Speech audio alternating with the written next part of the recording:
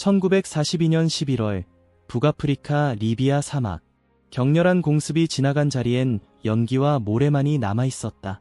독일 아프리카 군단의 정찰 부대가 전선을 따라 이동하던 중 그들은 뜻밖의 물체 하나를 발견했다. 탄약과 보급품으로 가득 찬 영국군 수송대의 잔해 옆에 낯선 실루엣이 고요히 서 있었다. 그 어떤 독일 차량과도 다른 곡선, 낮은 차체, 미군의 전술 차량 윌리스 메가바이트 소위 지프였다. 지프는 그대로 방치된 듯 보였다. 총탄 자국 몇 개가 있었지만 차체는 멀쩡했고 타이어도 아직 바람이 빠지지 않았다. 엔진 후드는 반쯤 열려 있었고 조수석엔 빈 탄약통과 담배갑이 흩어져 있었다. 마치 승무원들이 급히 떠나며 차를 버리고 간 듯한 흔적. 전투에서 밀려난 적의 물자는 보통 파괴하거나 무시하는 게 원칙이지만 그날 현장 지휘관은 다른 판단을 내렸다.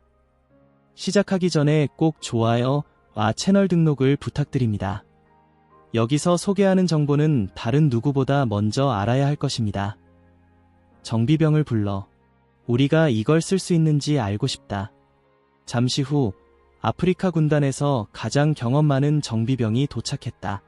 그는 20년 넘게 독일군 차량을 수리해온 베테랑이었다. 겉보기엔 평범한 경량차처럼 보였지만 후드를 열자 그의 표정이 바뀌었다. 그는 눈을 찌푸리며 손전등을 비췄다. 뭐지, 이건?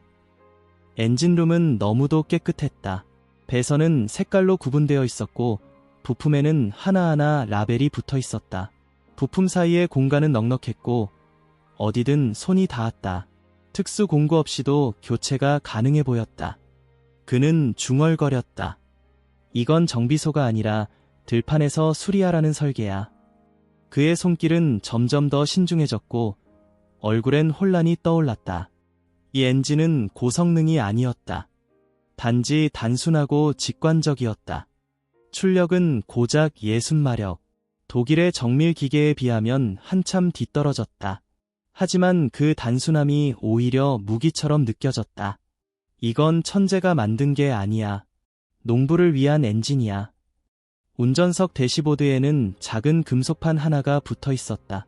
거기엔 이렇게 적혀 있었다. WS 메가바이트. 그리고 아래에 새겨진 문구. 메인세.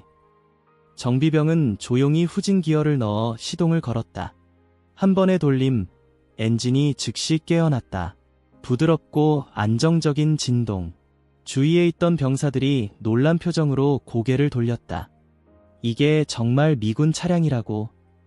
일단 기본적인 기능 확인이 끝나자 병사들은 차를 주변 모래 언덕으로 몰아봤다. 결과는 충격적이었다. 일반 독일 차량이라면 절대 넘지 못할 부드러운 모래 언덕을 이 차량은 가볍게 넘었다. 사륜 구동 기능은 단 하나의 레버로 작동됐고 반응은 즉각적이었다. 비교할 수밖에 없었다. 독일의 볼세건 큐베레이전 타입 82, 공냉식 엔진과 토션바 서스펜션을 갖춘 정밀한 차량. 훨씬 가볍고 연비도 우수했다. 하지만 바퀴는 2개만 구동됐고 모래에서는 자주 빠졌다. 어느 쪽이 더 좋은 차인가? 독일 기술자의 관점에서는 답이 뻔했다. 그러나 전장에서 좋음의 기준은 달랐다. 그날 오후 지휘관은 다시 나타나 정비병에게 물었다. 쓸 수 있나? 정비병은 잠시 망설이다가 짧게 대답했다. 쓸 수 있습니다. 그리고 써야 합니다. 그는 설명을 덧붙였다. 이건 완벽을 추구한 차가 아닙니다. 유지 가능한 차입니다. 거칠게 몰아도 엉성하게 다뤄도 견딥니다. 설계자가 현장이란 걸 이해하고 만든 차입니다. 주위에 서 있던 다른 병사들은 아직 믿지 못한 듯 지프를 쳐다봤다. 한장교가 말했다. 하지만 독일 공학은 세계 최고잖아. 정비병은 대꾸하지 않았다. 대신 레버를 한 번 더 당기며 말했다. 그렇다면 이걸 설명해 보시죠. 단 한 번의 동작으로 사륜구동 전환이라니. 우리는 아직 이걸 못했습니다. 그날 이후 그 부대는 이 지프를 수색 작전과 수송 임무에 적극적으로 투입했다. 병사들은 차를 몰기 위해 경쟁했고 정비병들은 분해와 재조립을 통해 내부 구조를 학습했다. 부품 하나하나가 표준화되어 있었고 동일 모델의 다른 차량에서 쉽게 교체가 가능했다. 이게 단순한 차량이 아니라 체계라는 걸 그들은 조금씩 이해하기 시작했다. 그렇게 첫 번째 의문이 씨앗처럼 싹 텄다. 이 차는 단순히 쓰기 쉬운 게 아니라 전쟁을 위해 태어난 것 아닐까? 그리고 그 생각은 전장에서 완전히 새로운 철학을 발견하게 되는 더 긴 여정의 시작이었다. 지프가 사막 위를 가로지른 지 이틀째 되는 날, 정비병들은 본격적인 내부 분석을 시작했다. 그들은 차를 야전기지로 끌고 와 장비를 풀고 마치 해부하듯 조심스럽게 분해해 나갔다. 고열에 노출된 부품들, 진흙이 엉겨붙은 차축, 먼지를 머금은 서스펜션. 그러나 무엇보다 그들을 놀라게 한 것은 엔진이었다. 코드명 고데벨 2.2리터 직렬 4기통 엔진. 최대 출력은 60마력, 4000rpm에서 발휘되며 10.5, 1의 압축비. 평범하고 단순해 보였지만 놀라울 정도로 균형 잡힌 구조였다. 실린더 헤드, 분배기, 연료 라인 모두 손쉽게 접근 가능했고 주요 부품은 상호 교체가 가능한 구조였다. 어떤 부속도 고유하지 않았다. 특별한 공구는 필요 없었다. 정비병 한 명이 중얼거렸다. 이건 아무나 고칠 수 있겠는데. 독일의 전통은 정반대였다. 쿄베레이전 타입 82, 페르디난트 포르세가 설계한 이 차량은 공냉식 엔진과 정밀한 토션바 서스펜션을 갖추고 있었다. 효율적이고 정교했지만 정비는 복잡하고 부품은 호환되지 않았다. 독일 기계는 완벽을 목표로 했고 그 완벽은 정비소와 기술자를 전제로 한 것이었다. 지프는 그 반대였다. 불완전하지만 즉시 쓸 수 있고 망가져도 바로 고칠 수 있다. 그것이 설계 철학처럼 보였다. 정비병들은 지프를 다시 조립한 후 본격적인 테스트에 돌입했다. 사막의 모래 위를 빠르게 질주하게 하고 급경사 언덕을 오르게 했다. 때로는 탑재 중량을 2배로 넘게 싣고 일부러 손상된 부품으로 운행하기도 했다. 그러나 이 차량은 놀랄 만큼 끈질겼다. 한 명의 병사가 말했다. 쿠벨박에는 모래에 빠지면 군인 셋이 끌어야 해. 이건 그냥 통과해.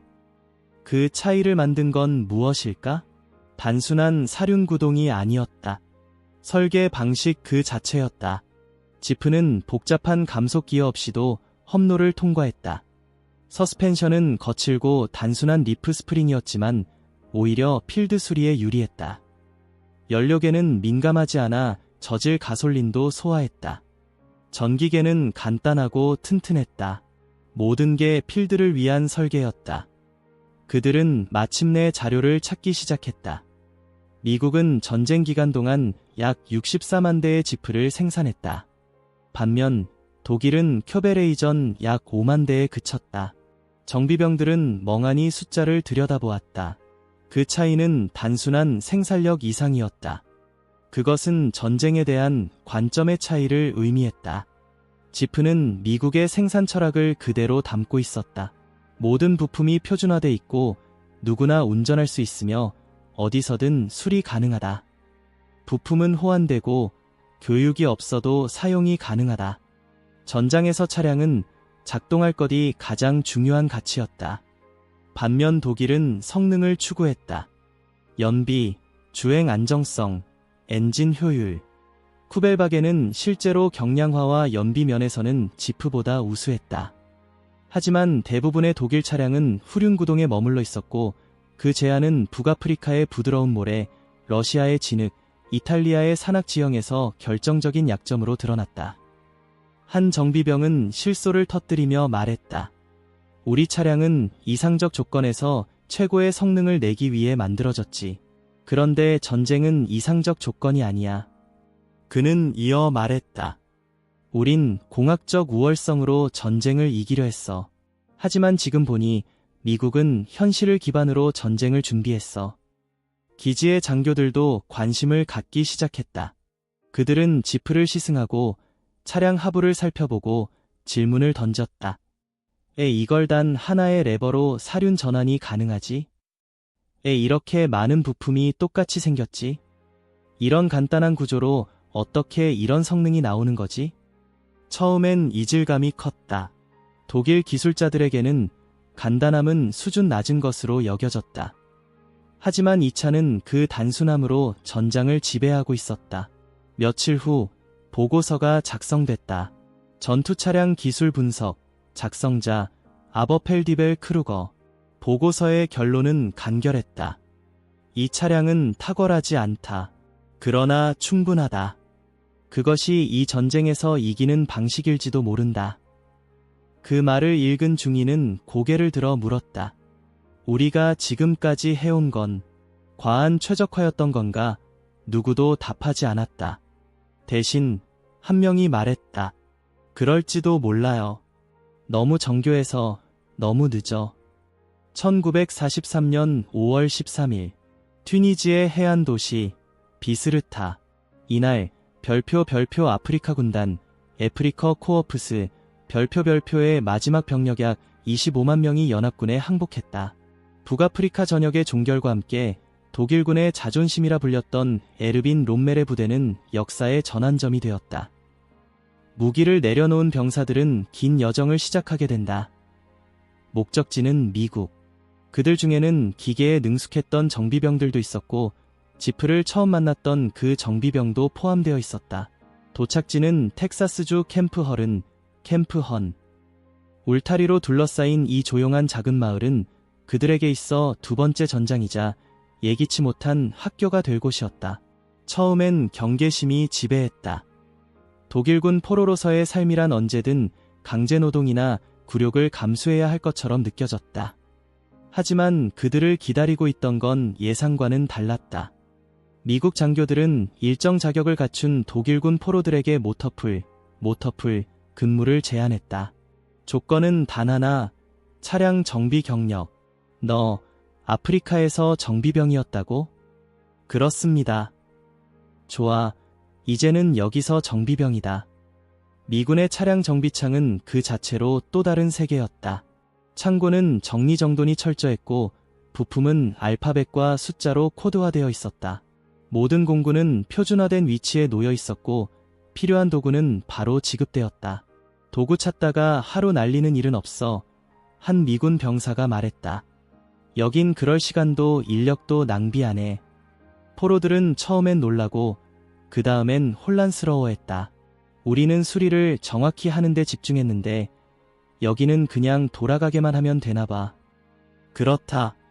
미국은 정비를 실용성 중심으로 접근했다.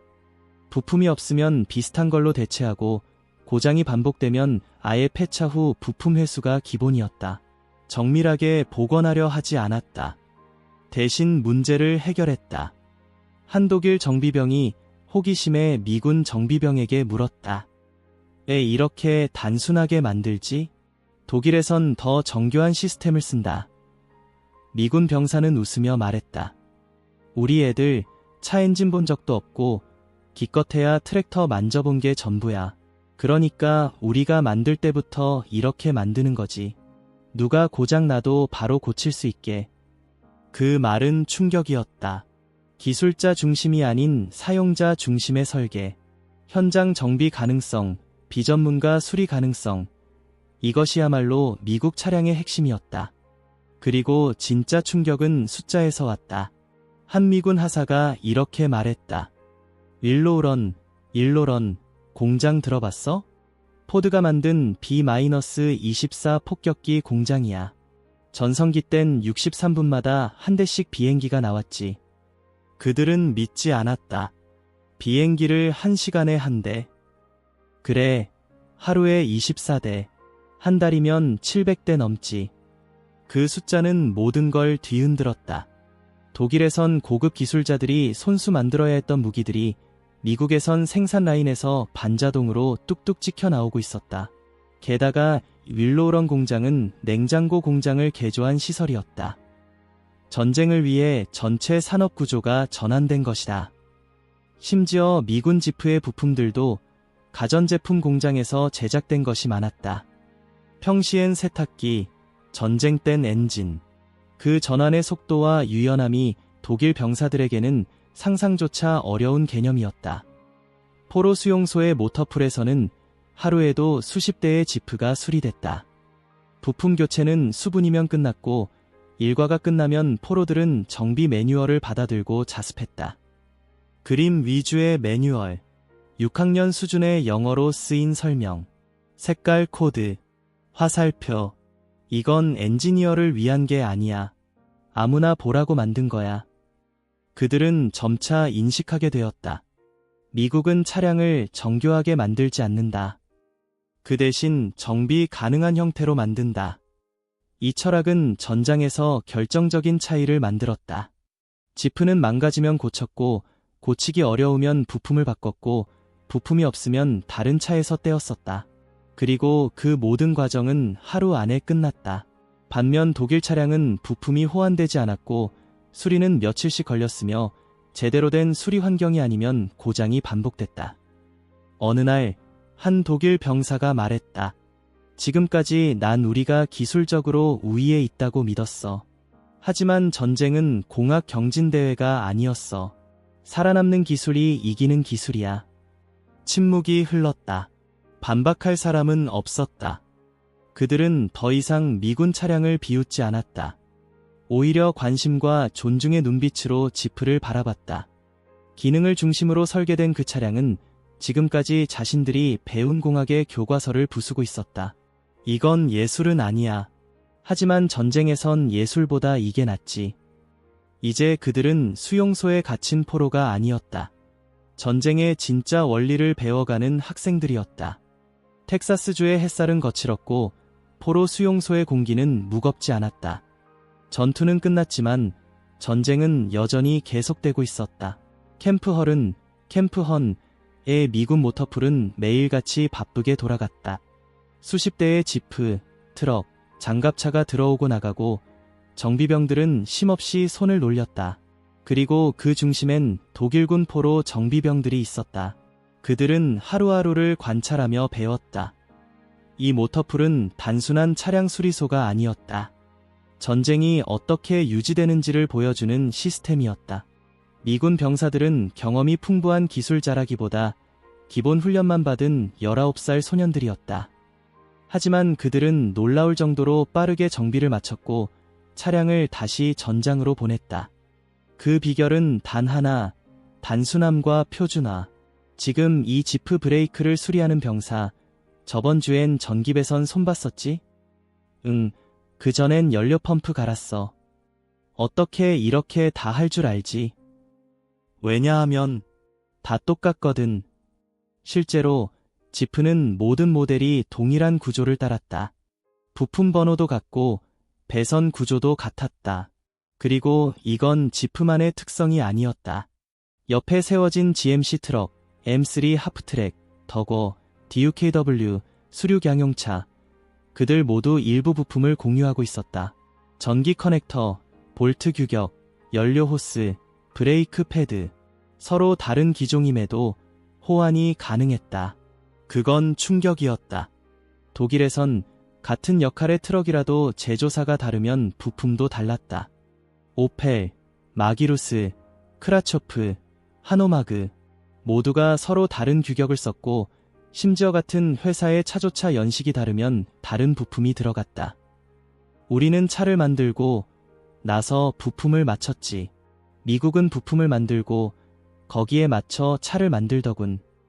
한 독일 정비병이 이렇게 정리했다. 그날부터 정비병들은 기록을 시작했다. 캠프에서 배운 모든 걸 도표로 정리하고 부품 번호를 복사하고 도면을 스케치했다.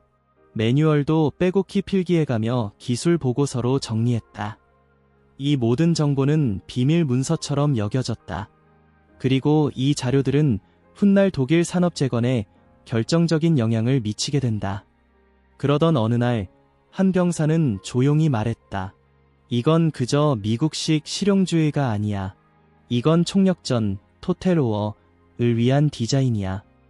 전쟁이 단순한 전투가 아니라 산업, 생산, 공급망 전체가 물러설 수 없는 싸움이라는 것을 그들은 지프 하나를 통해 배우고 있었다. 그와 반대로 독일군은 점점 더 궁지에 몰리고 있었다. 보고된 바에 따르면 1943년 독일군의 야전 보급수단 중 80% 이상이 마차였다. 즉, 여전히 말과 마차에 의존하고 있었던 것이다. 게다가 독일군의 차량 재고는 극심한 부품 부족에 시달렸다.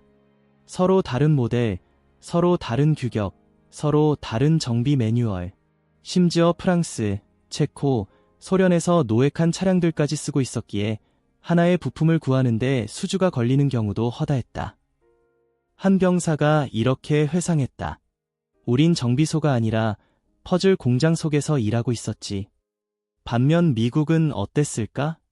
한 부품 창고에서 독일 정비병이 미군 병사에게 물었다. 여기 이 커넥터, 지프 거지? 맞아. 근데 이 트럭에도 똑같은 게 들어가 있어. 당연하지. 다 그걸로 만들었거든. 당연함과 충격이 동시에 무너졌다.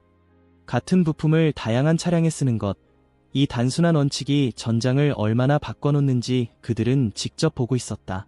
정비 속도는 빨랐고 교육은 쉬웠으며 오류율은 낮았다. 한 독일 정비병은 말했다. 우린 숙련자를 키웠지. 미국은 그냥 숙련이 필요 없게 만들어버렸어. 이것이야말로 체계의 차이였다. 그리고 또 하나. 매뉴얼. 미국의 차량 매뉴얼은 정비소 기술자가 아닌 보병 수준을 기준으로 쓰여 있었다. 일러스트 중심, 최소한의 텍스트, 간결한 단계 설명. 한 병사가 말했다. 여긴 매뉴얼이 교본이 아니야. 그냥 도구야. 필요한 사람 누구나 쓰라고 만든 거. 지금껏 독일 기술 매뉴얼은 기술자를 위한 것이었다. 반면 미국은 일반 병사 모두가 정비 가능하도록 설계했다. 그들은 깨달았다. 미국은 실수까지 고려해서 시스템을 짰다. 그리고 그것이 전쟁의 속도를 좌우했다. 그 차이를 느낀 독일 병사들은 이전의 자부심이 허물어지는 기분을 감출 수 없었다. 하지만 그 와중에도 경외감과 존중이 피어올랐다. 이건 공학이 아니라 전략이야.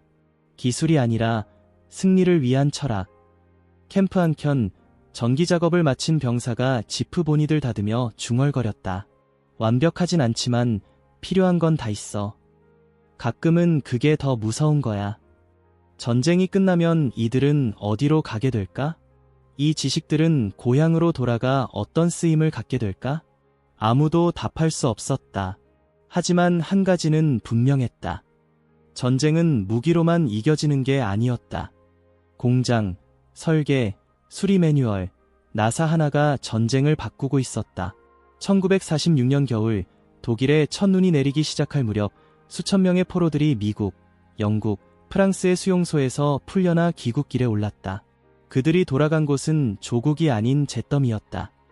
켈른은 폐허였고 드레스덴은 그림자조차 남지 않았으며 함부르크의 항구는 침몰한 철골 구조물만 가득했다.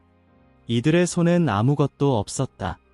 가족은 흩어졌고 통장은 무효화되었고 과거의 신념은 깨진 채였다. 하지만 그들 중 일부, 특히 아프리카 군단 출신 정비병들은 다른 짐을 들고 있었다. 바로 미국식 기술 시스템의 기억이었다. 그중 한 명은 브레멘시로 귀환한 오버펠트베벨 크루거, 아버펠디벨 크루거. 그는 캠프 허른에서 2년간 지프와 GMC 트럭을 정비했고 미국식 모터풀 운영을 통째로 경험한 인물이었다. 그리고 그가 돌아오자마자 예상치 못한 제안을 받았다. 미군 차량을 유지관리할 독일 민간 정비병이 필요하다. 미군은 점령군이었지만 동시에 재건군이기도 했다. 식량, 연료, 의약품을 운송하려면 차량이 필요했고 이를 관리할 기술자도 필요했다. 이렇게 시작된 점령기 독일의 첫 번째 재취업 기회가 바로 미군 차량 정비였다.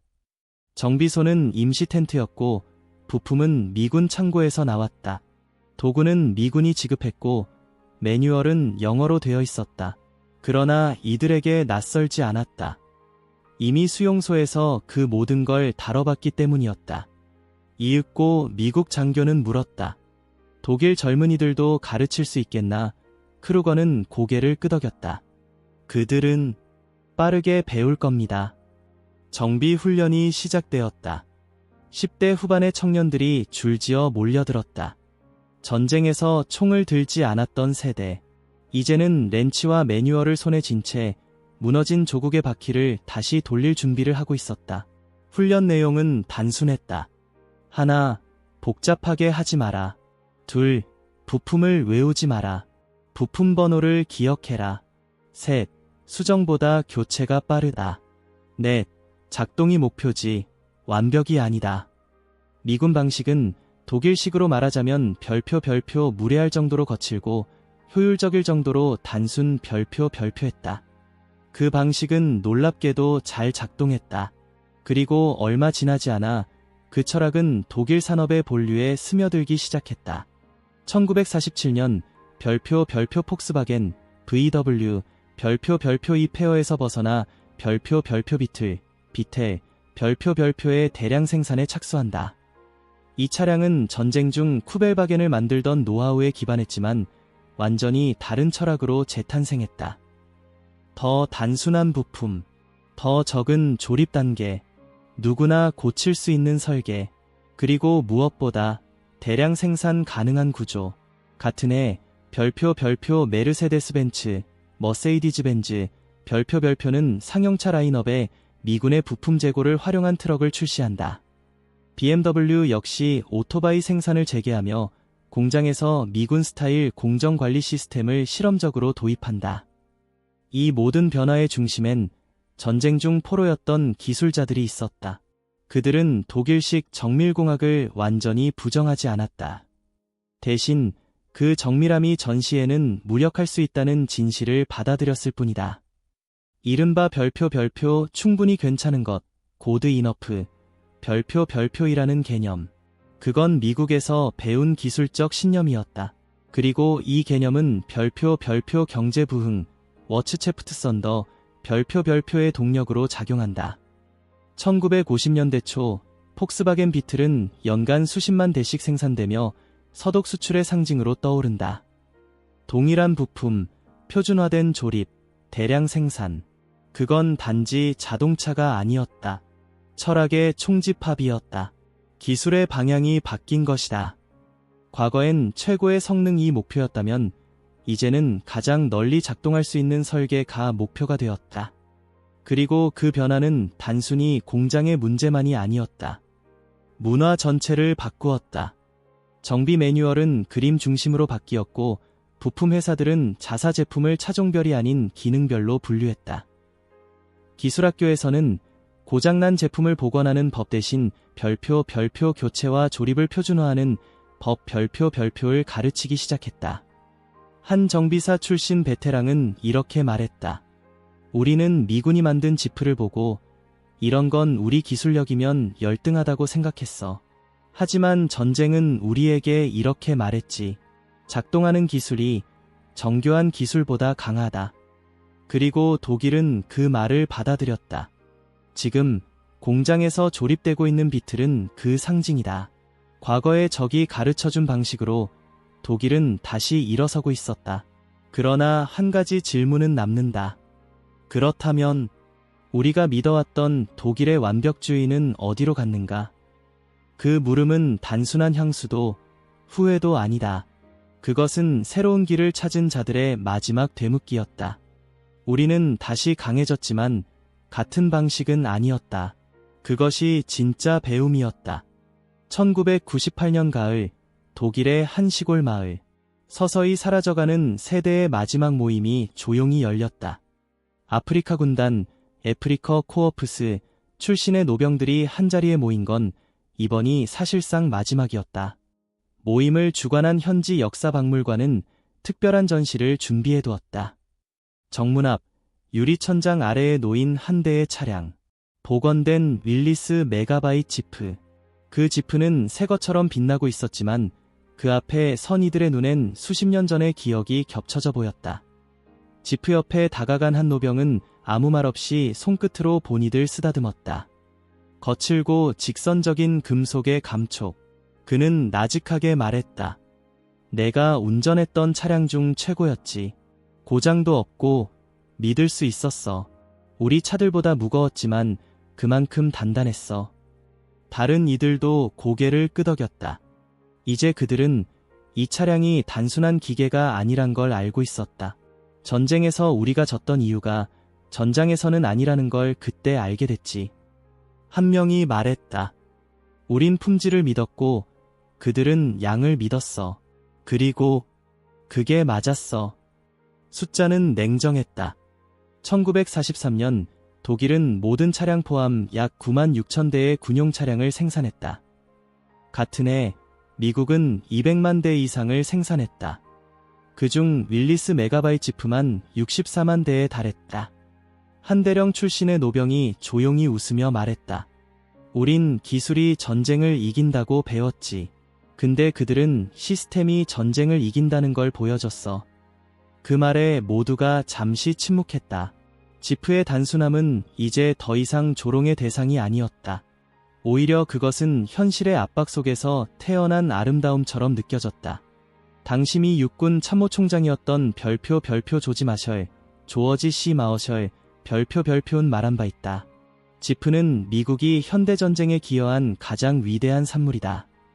그리고 그 말은 단순한 찬사가 아니었다. 그 차량은 기계 이상의 의미, 전쟁의 승리를 이끈 사상과 철학의 구현체였기 때문이다. 그 철학은 단순했다. 작동할 것, 어디서든 수리될 것, 누구든 다룰 수 있을 것, 그리고 무엇보다 빠르게 대량 생산될 수 있을 것. 지프는 무기를 넘어 교육이었다. 노병들은 그렇게 이 작은 차량 앞에서 과거의 자부심과 현재의 이해 사이에 서 있었다. 우리는 품질을 만들었고 그들은 현실을 설계했어. 누군가 그렇게 말하자 다른 이가 덧붙였다. 지금 생각하면 우리가 지프를 몰아본 것만으로도 운이 좋았던 거야. 그게 우리한테 어떻게 다시 일어설지 가르쳐줬거든. 조용한 웃음과 함께 지프를 배경으로 마지막 단체 사진이 찍혔다. 사진 속의 남자들은 더 이상 병사가 아니었다. 이제는 패배로부터 배운 세대, 실용이 어떻게 세상을 다시 세우는지 목격한 세대였다. 박물관 전시를 마치고 돌아가는 길, 그들은 같은 질문 하나를 떠올렸다. 우리가 믿었던 완벽주의는 결국 어디에 남았을까? 어떤 이는 이렇게 말했다. 사라진 게 아니야. 우리는 그 완벽주의를 새로운 방식으로 쓰는 법을 배운 거야. 복잡하지 않게, 현실에 맞게. 그게 진짜 지프가 가르쳐준 거지. 그렇게 마지막 재회는 끝났다. 지프는 박물관에 남았고 그 기억은 다음 세대로 전해졌다. 하지만 이야기는 거기서 끝나지 않는다. 이제 남은 질문은 하나다. 미국식 생산 철학은 어떻게 유럽 전체를 바꿔놨을까? 그리고 그 영향은 아직도 자동차 산업 전반에 살아있는 걸까?